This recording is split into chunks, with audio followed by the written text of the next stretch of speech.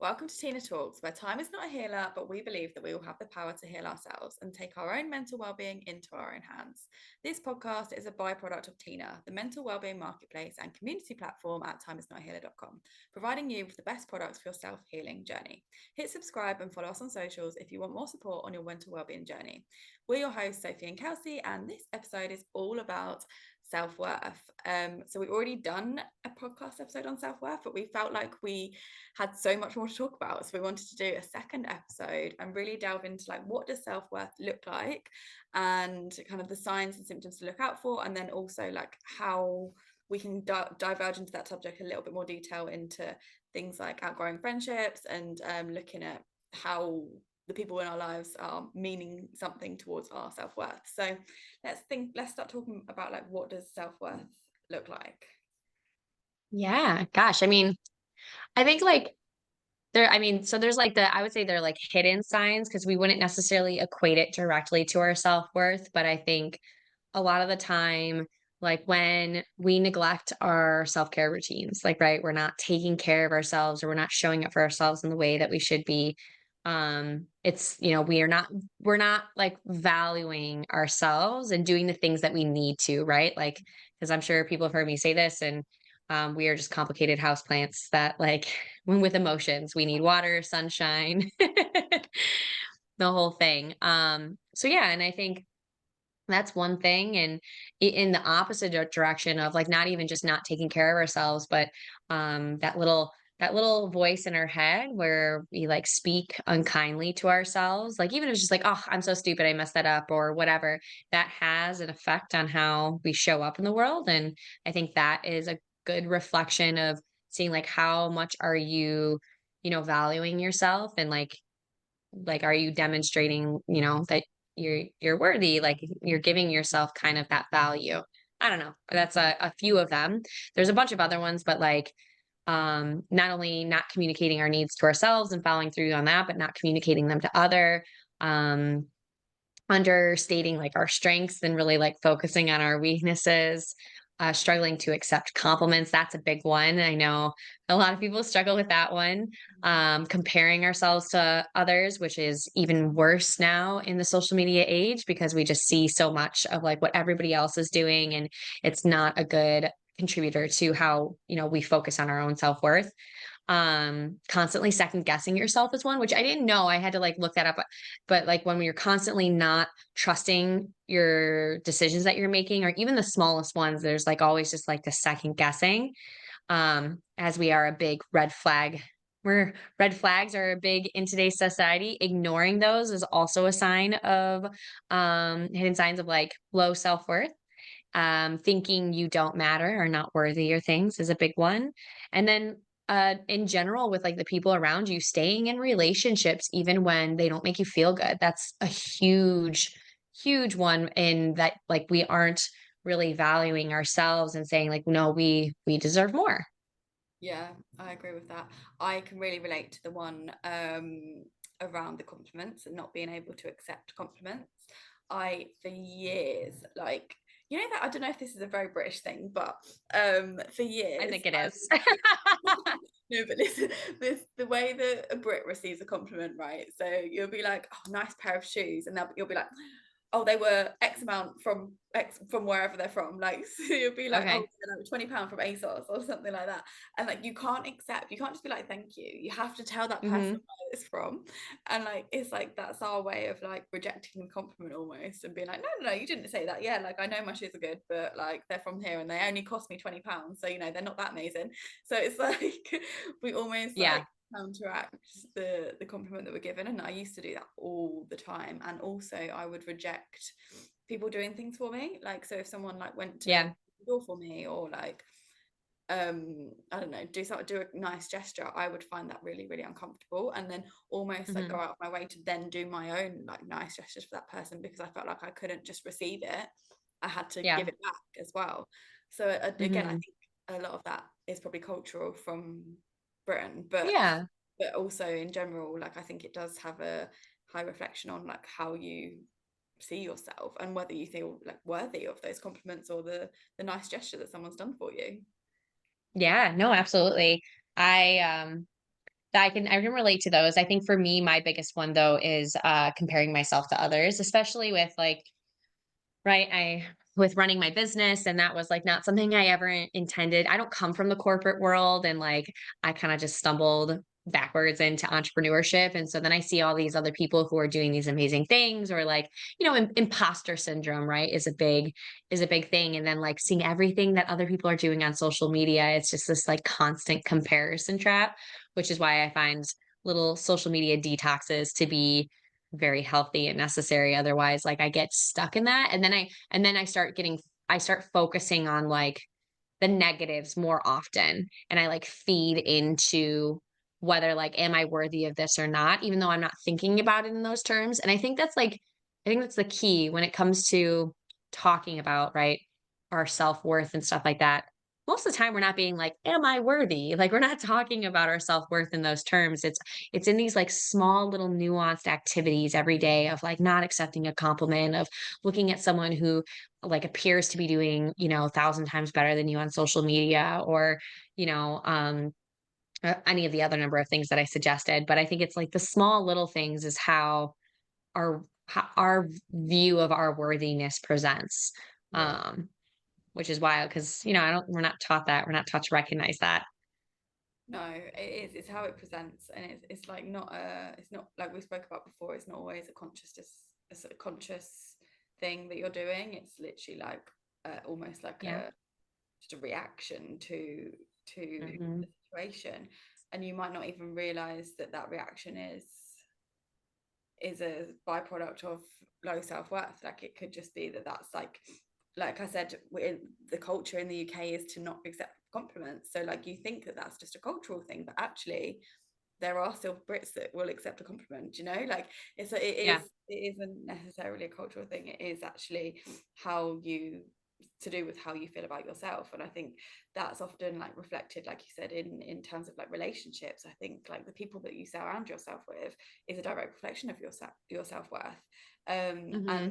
you surround yourself with people that are not uplifting, or they're not like a positive influence on your life, or they are constantly criticizing you, for example, then that's a very clear indication that like if you're accepting that and you're allowing that to just be, that's quite a clear indication that there is something off with how you feel about yourself, Right. right? Yeah, you're most likely like if you're around those people, it's not like it's chicken or the egg situation, right? Like which one is causing it, but um if you're surrounded with those people and you're not making any change to like change those relationships, you're most likely also putting yourself down frequently. Like your behaviors internally are reflecting the behaviors that are happening in the outside relationships. I mean, it comes back to the saying of we accept the love that we think we deserve. It's just a little bit more on like the internal, right? Like internal side of we see our value and our worth, and we attract that, right? And you know me, I'm not like too big on like woo woo and like manifestation and attracting. There's some, basis to some of those things, but I do think, right, like if you don't consider yourself to be of any worth or value, then yeah, you're gonna let people walk all over you. Like, then who the hell are you to say no, don't treat me like that? And so then we just accept those people into our circle, and then it's like a negative feedback loop, and it feeds more into the already existing low self-worth, which sucks, because if you come from like a home environment that's supposed to be supportive and like uplifting, but you don't come from that, that's probably where your original narrative and like the development of low self-worth came from. And then you're going to continue to perpetuate that in all of your future relationships. Um, I don't know, for you, like, did you find that in your relationships? I feel like for how effed up my upbringing was, and like a lot of the abuse and trauma, I will say one thing is like my dad was very positive. I mean, he did say some whack ash. He said some whack stuff, and some things that were not really uh good value wise. But I did feel like he was very encouraging and supportive. And so if I, as someone like aside, like, in my business and doing new things, I consider myself to have really high self-worth. Like I don't tolerate anybody's BS. And if I feel like they're not good for me in my circle, I can very easily be like, hey, I don't want anything to do with this. But I don't know what's the experience been like for you. No, mine was the opposite. Like, not that I didn't have, I definitely did have encouragement from like my family dynamics and stuff growing up. That wasn't necessarily the issue, but I've done actually a little bit of work around this recently, and I can place it all back to, this is actually very an interesting story because I've actually only just discovered this about myself, right? Okay. In the UK, the way that you get accepted into a school system back when I was applying for school, so you obviously go to like a primary school, which is when you're like under 11 or under 12. Then you have to apply to go into a secondary school, and the secondary school is takes you up to like age 16, and then you can either stay on and do A levels, or you can go and do college or whatever apprenticeships you want. For the Right. application process, when I was that age, when I was 12 or 11, 12, you had to go through an application process to apply for the schools that you wanted to go to. You weren't just sent to like your local school, you had to apply for the schools that you felt like were a good fit for you. And then you had to do an entrance exam that was for all of the schools that you applied for. Hmm. And they would then mark you and decide whether you like fit the grade for that specific school, because all the schools have different criterias. And I did Yeah. that exam when I was like 11 or 12, and I put down like three of the best schools in the area, thinking I was good enough to get into these schools. Obviously, otherwise I wouldn't Yeah. have put down. Because I was fairly smart. I wasn't like the smartest person, but I was okay at school when I thought like there's no reason why these schools wouldn't accept me. And anyway, I didn't get into any of the schools. I did not get into one Oh. school. And this is me being 11 years old, and I did not realize like how much that rejection period Hmm. would have impacted my life. And it's only recently that I've really like delved into like my past experiences and thought, oh, actually that was something, that was a rejection at 11 years old, of telling me I wasn't Hmm. worthy of school. Basically, you're telling me Yeah. I wasn't worthy of the education that I felt like I deserved. And it actually happened again. Like, so in the end, I went to a school that I didn't choose. And if Right. I look back at my school experience, I don't have very many positive things to say about school or like the educational system in the UK, or like my experience at school, in all honesty, because I didn't think that experience was, I feel like I was capable of way more than what I was given at school, if that makes Right. Yeah. sense. They pigeonholed you. Exactly. And like I was like, I feel like I was probably pushed down to like this big when actually I could have been like up here kind of Yeah. thing. And the same thing happened when I was at college. Like I was at college for 2 years, and to get onto the next course, it was like a degree course, the second one. So I left school when I was Yeah. 16. I went to a fashion college until I was 18, and you could have applied to do a degree in fashion till you were like 20. So I applied to do the degree or the next level of the course, and I got rejected again. So it was like a constant, like from the education systems, I was just being rejected. I Hmm. was always kind of being told that I wasn't good enough or smart enough. And for years and years and years, I had a belief that I wasn't smart and I was like a stupid person. And it's only really now, Yeah. and I'm 32 now, that I look back at the age of 11 years old and I'm like, oh, I can very clearly see why I thought that, because everybody Yeah. that's an influence in my like entire upbringing is telling me that I'm not good enough, which is what. Yeah. You, you know what's wild though? So, like, well, first and foremost, thank you for sharing that. And that sucks that you had that experience. I don't think the school systems that we have set up, any like in the US as well as like the UK, they're all crap. Yeah. Um, but yeah, I'm sorry you had that experience, and it's something you carried forward with you so hard. And it actually, like, as you were saying things, that made me think about experiences that I've had in the school system.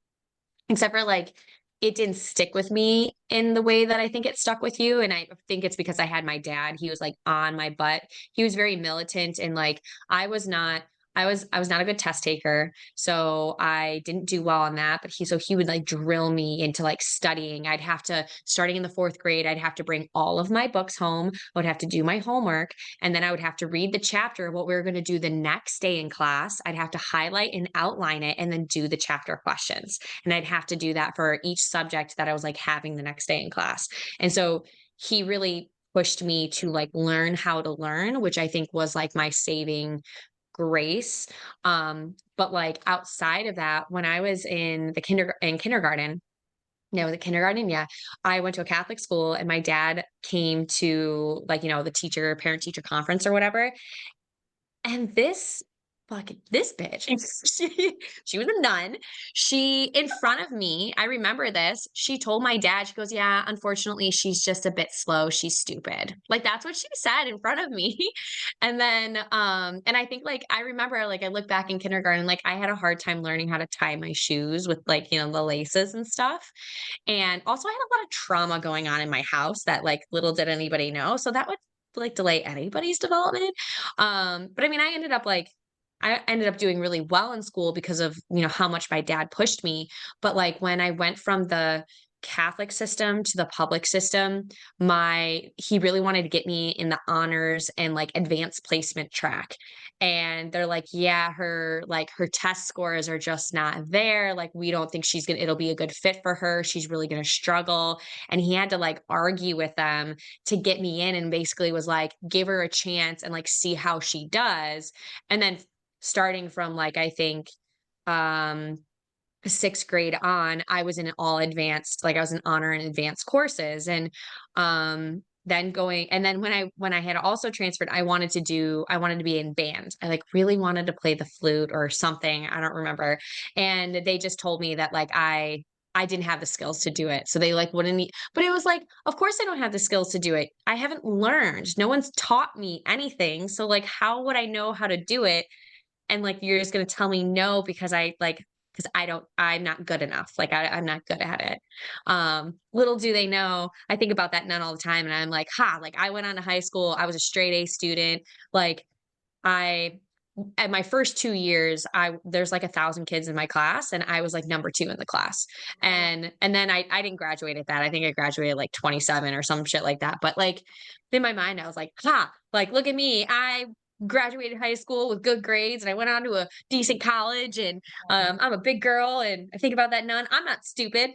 That's yeah. where my mind goes. No, for sure. Mine does as well because like I don't think my experiences of those styles of rejection ended at school. I think it also went into the workplace. Like I've had quite a lot of Oh, um I don't think I was ever built for the workplace. Let's caveat. nobody's built for the workplace. I don't think I was quite built for the workplace, like in the way that I experienced it. But either way, I Hmm. did pretty negative experiences with managers, like being pushed out of companies, like things like that. Well, So you were corporate, right? I was corporate, yeah, like a corporate Yeah. fashion as well. Yeah, so it's like a really high intensity, like, scene to be in. Exactly. And like I had a lot of situations in that where I just had like really nasty managers, for example. And like they would like, I don't know what it was with them and me, but like we just would always clash. And like I'm not somebody in the workplace, I was very outspoken. I was the one that would give my opinions. And in the corporate world, they don't like opinions. They just want you to get on with your job and just crack on.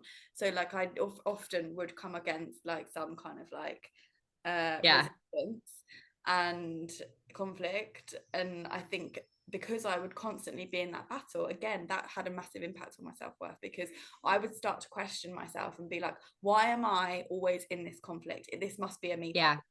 But if I look at that from like a bird's eye perspective now, that wasn't necessarily a me problem. That was just me actually trying to have my worth and I was being battled down like consistently. right. In an already very established toxic system, Yeah. right? Like, I think still today, I have a really good friend of mine, she works in corporate for hotels, and manager is wild. The stuff that she says to people, and she's an older woman, and it's like it's a different generation. And I think like our generation and younger are like tolerating less and less of that behavior. But like the older generation and like going into that corporate scene was like way different.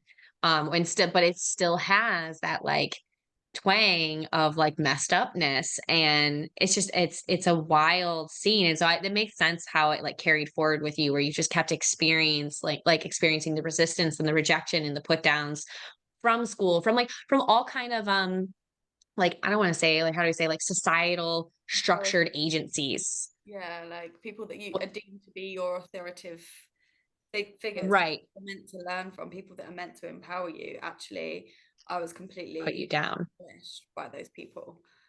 Yeah. Yeah, that's unfortunate. Well, I mean, I mean, this is a great segue to like outgrowing, right? Yeah. Outgrowing these, you can either say outgrowing like friendships with people who are like putting you down, or outgrowing our the environment in which we're in, right? Like you outgrew corporate, you left, you're like it's not for me, and you got out of that and you've now gone on to do some like amazing things, right? Like, and do you think part of that came from, despite, all the pushback that you got, do you think part of it came from being able to, develop a little bit more like higher self-worth? Yes and no. I think a lot of it came from the fact that like I don't necessarily think it was like a self-worth uh Okay. what's the word? I don't necessarily think it was me being aware that I didn't have the self-worth in those situations, because actually Right. I was known as a bit of a rebel in like the workplace, because I would always speak my truth, and like I wouldn't let people walk all over me. Like I very much stood my ground, and actually people around me would be like, Sophie, calm down, like what why are you fighting so hard for this? So in those situations, but it has then led me to look back and be like, well, um actually I can see like I clearly did have a little bit of self-worth to be able to leave and remove myself from those situations. And at the time it didn't necessarily feel like that, but I think where that hasn't, I think in my work life I managed to recuperate whatever self-worth I maybe lost, but I think that then presented in other areas of my life, and especially in like more personal relationships and friendships, Mhm. where I would, maybe because I had so much strength and stuff, had to be so strong in that like educational work environment. Other areas of my life, I just didn't have the energy to be. So like that's when I Yeah. now like the people pleasing stuff to come up and like just cater. I felt like for a long time, some of the people in my life, I was just holding up, like, and I was Yeah. like, they're like prop up, and that's obviously not how you can be, and like that's not sustainable forever. And that I definitely realized, particularly over the last 2 years, 3 years, that Right. wasn't serving me. I don't know. What about you? How did that present for you? Yeah, well, so it sounds like you're saying like the circles that you chose in your personal life were a direct reflection of like your beaten down self-worth from like Yeah, work and I school think and all of that. Um, because so actually, if I yeah. think about that, like the way that I used to cope, I think, with a lot of those things happening in the workplace would be to go out and drinking. So like the people that Mhm. I would hang around with were my party friends, right? Like I'd go out and like Yeah. party with them, and maybe not necessarily they were like the right fit for me to make me see my worth, if that makes sense. Right, your true potential and the opportunities around you. I'm not saying like there's anything wrong with partying, because like I also like a good party. But people who are like heavily excessively partying, and I get like in our 20s we tend to party a lot more, but I think you do find more people in that crowd who they themselves are struggling with their own self-worth, and so like they're coping with alcohol. And so then you're now like again, you're in that circle of people who are also struggling with self-worth. So they're probably talking shitty to themselves, and that's like coming out in the relationships they have. You're also talking shitty to yourself, and you guys are trying to find some comfort somehow, but it's not the right support for one another. Um, yeah, I don't know. My dad, I had a really I'll give him this for all of his crap and like how he was very militant and he was very aggressive, and I know he did the things, sadly to say, from a place of love, but in a very, very wrong way. One of the things that he really drilled into me, which is why I think I have such high self-worth. And like even throughout all these experiences in my life, I've always just been like, "Psh, whatever, I'm gonna keep going." I mean, he used to drill into me like, you are a leader, you are not a follower. And he'd be like, you can do this, like make it happen, like you just have to learn how to do it. And so he really like drilled those things into me.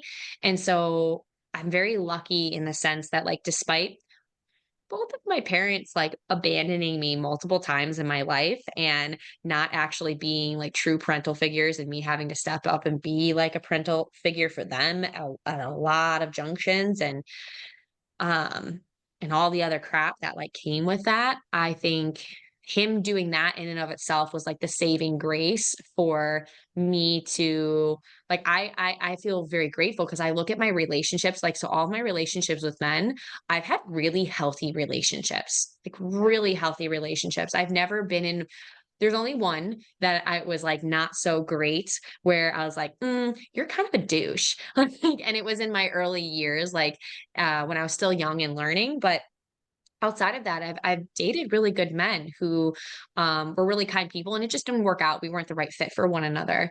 And I have had a couple of friendships that were not right for me. And I think that was when I was also still like finding myself. And it was more so like out of the fear of like, how do I put myself out there to meet other people and not knowing how to do that. And then as I've learned to do that, I really like have those boundaries where I don't tolerate people treating me in a certain way that I'm like, that's not appropriate. Like, I wouldn't treat you like that. I don't like, I value myself and I won't tolerate that behavior. So I've been very lucky, I think, because of what my dad drilled into me because of that. But like, yeah, I think I might be an exception to the rule. And it comes in an odd way because I come from so much like abuse and trauma. So, Yeah, no, I get that. I think it's it's interesting, isn't it? Like the way that relationships play out, like because you could have so much self-work in some areas of your life, but then in other areas maybe just not so much. Like I say, mine was the complete opposite. In my relationships with men, it's been very, very difficult, challenging, yeah. um, throughout my whole life, I'd say. And it's only recently that I feel like I've started to attract in people that are way better fit Hmm. for me and meeting needs. And I think I always, particularly in relationships, dulled down my needs to just to Yeah. keep the person there. And it always felt like I was too much, or like I had too much like Mm. personality, or like whatever. um and yeah, it definitely has been a challenge in relationships, particularly around like people pleasing and like basically seeing people's flaws but ignoring them, and like thinking that I could help change that, and like all of that piece. Mhm. That's a classic Yeah. accepting what you believe you're worth, right? Yeah. And actually now I've realized, well, no, none of that was acceptable for me, not even at the time. And the reason, one of the biggest triggers of my anxiety was some of those behaviors. So I Right. noticing patterns, particularly over the past few years, and made active efforts to change that, and Yeah. allowed myself to outgrow relationships, allowed myself to outgrow friendships, and realized that actually it's okay. Like when that happens, it feels like it's the end of the world at the time, but actually if everyone comes into your life as a mirror and is to present to you something that you need to work on.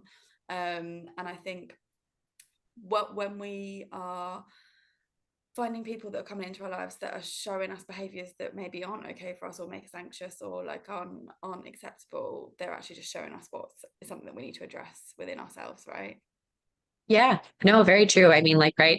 It's like, God, I wish I had looked up the quote beforehand, but it's like, oh, I'm gonna butcher it. So maybe we'll have to put it in the caption, but it's something about like your reflection and like what I oh crap, I'm gonna butcher it, so I'm not gonna even say it now. But basically, you're right. Like everyone is a mirror, and what we are dealing internally with ourselves, whether it's conscious or not, and a lot of the time it's not conscious. Like if you're seeing irritations and like people around you that like you're irritated with them about this and their behavior here, that's often a reflection of things that you need to address within yourself. Like you have insecurities about, or you are feeling guilty about, or something that like you want to value but you simply don't, and so there's like this like dissonance that's happening, and there's a lot of resistance and friction.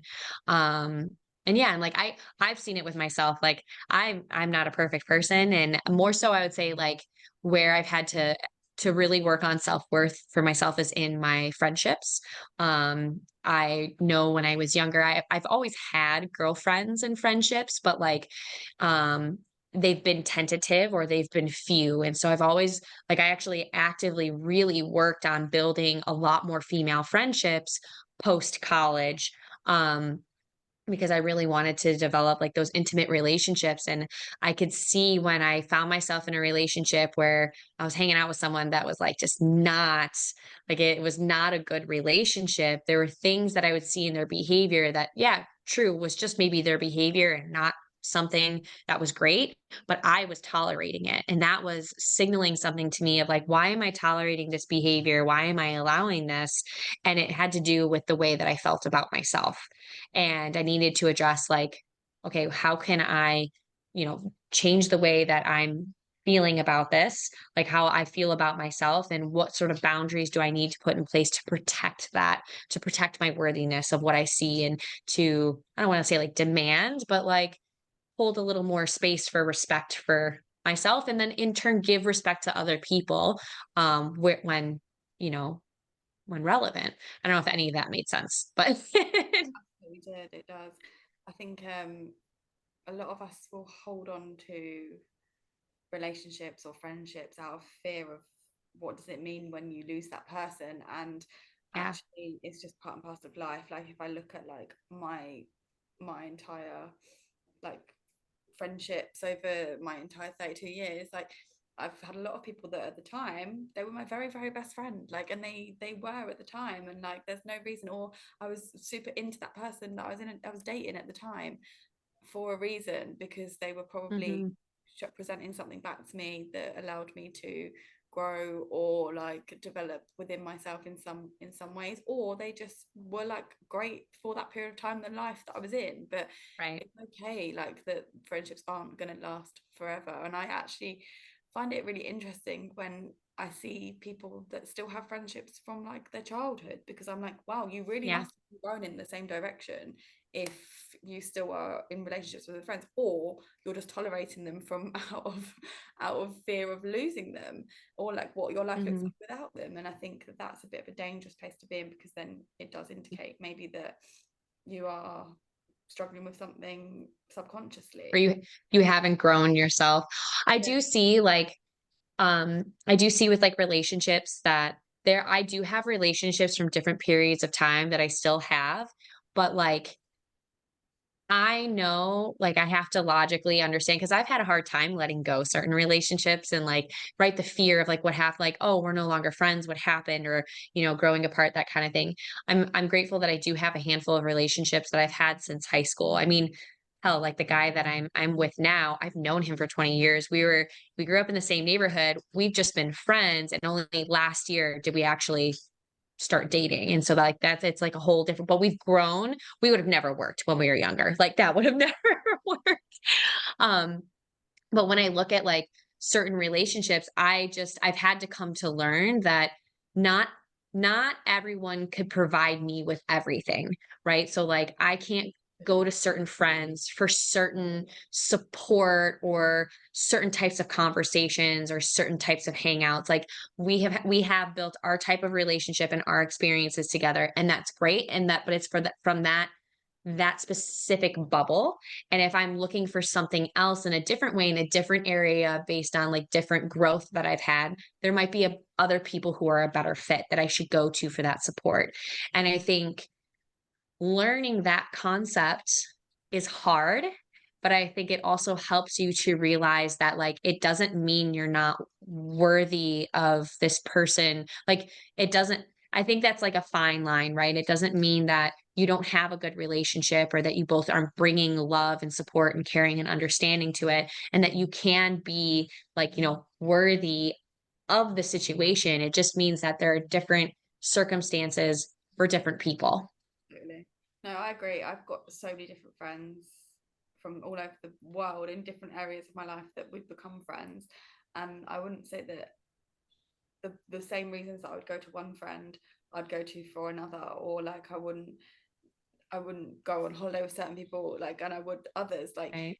it's kind of I think a lot of friendships come into your life for different reasons, for whatever you maybe need Mhm. from that person at the time, and then it just continues in that sense. And I think that's okay. And I think sometimes people with some level of insecurity around losing friendships tries to make one person all of that. Everything. I've seen that myself Yeah. a few times, and someone's tried to do that with me before, and I was like, I'm sorry, but I can't be that for you. Like, I had to, Yeah. in recent years, I've literally either had to distance myself from those people that felt like I needed to be everything for them at all times, because that's just not Yeah. something I have the capacity to provide in that friendship, Yeah. which is difficult, because then sometimes you risk losing that friendship completely because they have that Hmm. expectation of you. But at the same time, like, you can only do what you can do as a human, right? And you can't be everything Yeah. for everyone. And I think that's a sign of really, really great self-worth, is that if you can accept that you might not be that person for somebody else, but it doesn't diminish what value you do have in the relationship with them, or vice versa, right? Like, I think that is a really solid sign of like, no, you are a worthy person and it is not a reflection. Although, like, there are things, it's more so like when we get ruffled and we have that friction, that's where it's like trying to tune you into what is this person reflecting back to you. But Yeah, like, being able to accept, like, I'm not the person that everything for you, or you're not that everything for me. And being able to accept that, I think, is a really healthy sign of like, I'm still a valuable person, I'm still worthy, our relationship is still um valued. We're like, it's okay, and we can accept those terms and go in other directions or seek other things and just have the relationship for what it is. And I think that's a sign of really, really healthy self-worth, yeah, which I I've had to learn. think it comes with experience, friendship loss. Like, the only way you can figure these things out right is by going through it a couple of times and struggling your way, Right. navigating it, how it Yeah. work. And like, I remember the first friendship that I kind of lost, if you like when I was coming out Hmm. of school.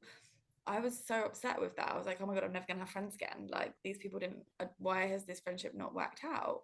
And now I Yeah. look back at that and I'm like, oh, it's very obvious why those friendships didn't work out. And actually, I'm glad they didn't, because I wouldn't be in the position or with the friendships that I have today if they did. So I think Um, it's a mixed bag, isn't it? Like, it's like a, okay, in some ways it's really positive. In some ways you can still see it as like a negative thing. But you're right, I think if you have the ability to compartmentalize how it actually is, how it's actually going, you've mhm. got, you definitely have a higher self-worth off the back of Right. that. Yeah, to have the awareness and understanding is like a huge component Exactly. of developing that higher self-worth in those situations for sure. Yeah. Exactly. So, so I feel like we've covered quite a bit on self-worth. I mean, I think you and I could probably keep going on it, but is there anything else that we want to touch base on, or Yeah, we feel I think we've covered a lot there, and I'm sure it's quite relatable for many people that go through that process of like losing friendships or like struggle in relationships and things like that. So no, I think we've yeah. covered a lot. And if there's any part of this content that anyone's related to specifically, please feel free to drop us a message and we will delve into it in deeper scenarios. Yeah. I'd love to hear like what people experience in terms of like where they've recognized, oh, this is something to do with how like it's a reflection when I'm feeling irritated or having experiences in my relationships. And this is a reflection of like where I'm at with my self-worth, whether it be like, needing to set boundaries or having good understanding of a relationship being what it is and not pushing for more in an unhealthy way. And so I'd share that in the comments, guys. We'd love to hear that. Um, and yeah, so I guess, well, I'll wrap up. Thanks for listening to our episode today. As Sophie said, if this resonated with you, be sure to give us a like, and we'd love to hear your feedback in the comments about topics you'd like to hear more about. Don't forget to subscribe, follow us on socials, and join the community at timeisnotahealer.com. All the details can be found in the episode description below. And remember, you hold the power to heal. Until next time, you got this.